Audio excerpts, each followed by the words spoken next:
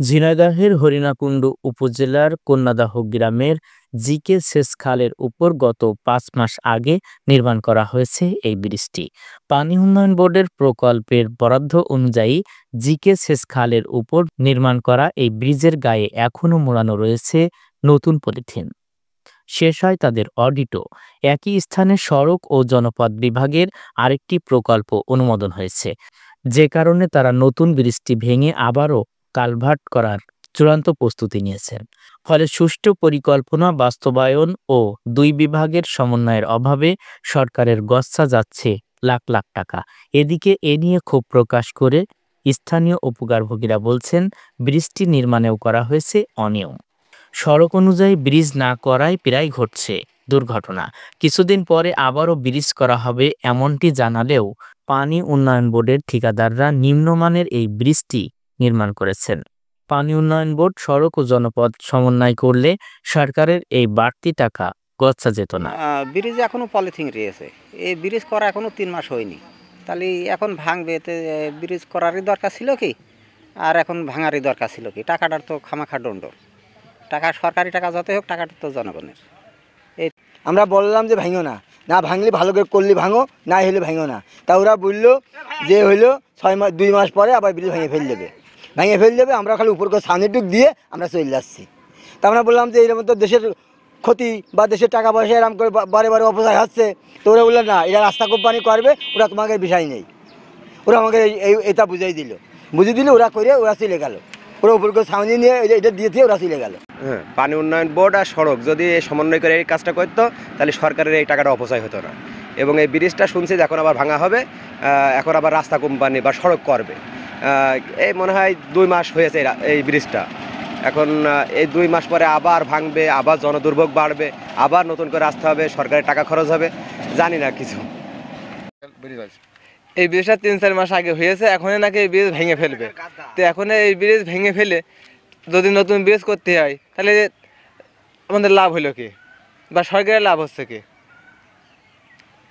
ধরেন যে ব্রিজটা 3 মাস হয়েছে, তো 3 মাসে আমরাই বলেছি যে ব্রিজ 3 মাসের ভিতরে, আবার ওরা যারা করিল ব্রিজ তারাই বললো যে 3 মাসের ভিতরে ব্রিজ ভাঙা পড়বে বা ব্রিজ হবে। তো সরকারের এত কত টাকা আছে যে ব্রিজ 3 মাসের ভিতরে আবার ভাঙতে হবে, বা ভাঙলো বা এখনই ভাঙতে হচ্ছে, তো কারণ কি এর? তবে এ নিয়ে ভিন্ন বক্তব্য পানি উন্নয়ন বোর্ড, সড়ক ও জনপথের কর্মকর্তাদের।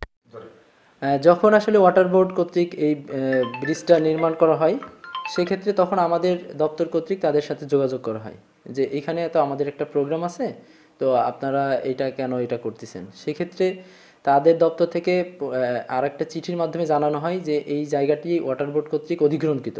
যেহেতু অধিগ্রহণকৃত জায়গা, সেক্ষেত্রে তাদের দাবি যে এখানে সড়ক জনপথ যদি কোনো কাজ করতে চায়, তাহলে ওয়াটার বোর্ড থেকে একটা এনওসি নিতে হবে। তো এই দুই দপ্তরের মধ্যে এই পত্র প্রেরণ এবং আদান প্রদানের মাধ্যমে এতটুকুই আসলে কনভারসেশন হয়। ইতিমধ্যে ওয়াটার বোর্ড কর্তৃক যেহেতু তাদের অধিগ্রহণকৃত জায়গা, তারা ওইখানে একটা ব্রিজ বা কালভার্ট টাইপের ছোট একটা স্ট্রাকচার করে, যেটা যেন মানুষের ওই সময় যেহেতু ভোগান্তি ছিল সেই সময় এটা করছে। তো আমরা যেহেতু এখানে টেন্ডার করছি এবং ওখানে যে ব্রিজটা বর্তমানে আছে সেটা খুবই ন্যারো এবং মানুষের যাতায়াতে অসুবিধা হচ্ছে, অ্যাক্সিডেন্ট হচ্ছে, এটা আমরা শুনতে পারছি।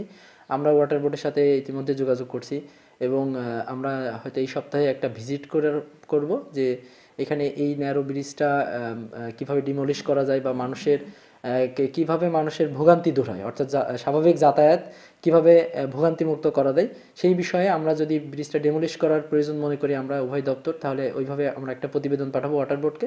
এবং ওয়াটার বোর্ডের এক্সেন মহোদয় অত্যন্ত সজ্জন ব্যক্তি এবং উনি বলেছে উনি এই বিষয়ে অবগত, এবং যদি জনগণের জন্য যেটা ভালো হয় সেটাই আমরা দুই দপ্তর মিলে সমন্বয় করে আমরা এটা ভবিষ্যতে একটা সিদ্ধান্ত নেব খুব দ্রুতই ইনশাআল্লাহ। জিকের S5A কন্যাদাহ জায়গায় আমরা আমাদের পুরনো একটা ব্রিজ 60 দশকের ব্রিজ রিপেয়ার মেনটেন্যান্স করছি 2023-24 অর্থ বছরে। এটা আমাদের নথিভুক্ত একটা ব্রিজ। এই ব্রিজের যদি অক্ষত রেখে আমাদের রোডস যদি ব্রিজ করে আমাদের জন্য এটা ভালো হয়। আর ভবিষ্যতে পানি উন্নয়ন বোর্ডের যে সকল ব্রিজ অন্যান্য সংস্থা roads and highway, LGD, PIO যদি করে, অবশ্যই যেন পানি উন্নয়ন বোর্ড থেকে এনওসি বা নিয়ে ব্রিজগুলো করলে, সমন্বয়ভাবে করলে হয়তো ভবিষ্যতে আমাদের এরকম কোনো মানে হতে না পারে, ভুল বোঝাবুঝি যেন না হয়। কন্যাদাহ গ্রামের জিকে সেচ খালের উপর 2023-24 অর্থ বছরে পানি উন্নয়ন বোর্ড 13,50,000 টাকায় ব্রিজটি নির্মাণ করেন। ব্রিজটি ভেঙে একই স্থানে একই অর্থ বছরে সড়ক ও জনপথ বিভাগ প্রায় 1,60,00,000 টাকা ব্যয়ে নতুন কালভার্ট নির্মাণের উদ্যোগ নিয়েছে।